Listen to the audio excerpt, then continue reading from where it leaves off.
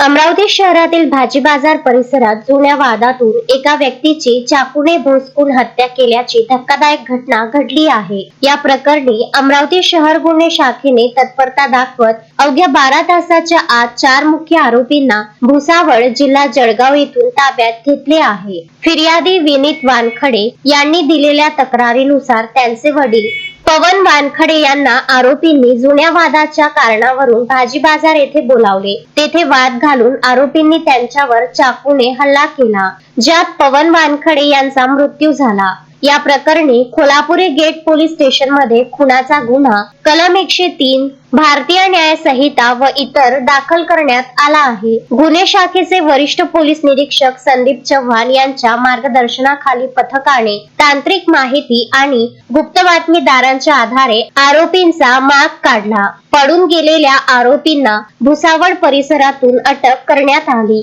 वैभव उर्फ समीर उर्फ चिकन्या गणेश पत्रे वय 24 वर्ष, साहिल हिरपूरकर वय 19 वर्ष, सुरज पिडेकर वय 25 वर्ष, सौरभ विजयकर वय 23 वर्ष असे अटक करण्यात आलेल्या आरोपींची नावे आहेत। सदर कारवाई पोलीस आयुक्त अरविंद सावरिया आणि वरिष्ठ पोलीस अधिकाऱ्यांच्या मार्गदर्शनाखाली गुन्हे शाखेच्या पथकाने यशस्वीरित्या पार पाडली। शोएब खान, विदर्भ न्यूज, अमरावती।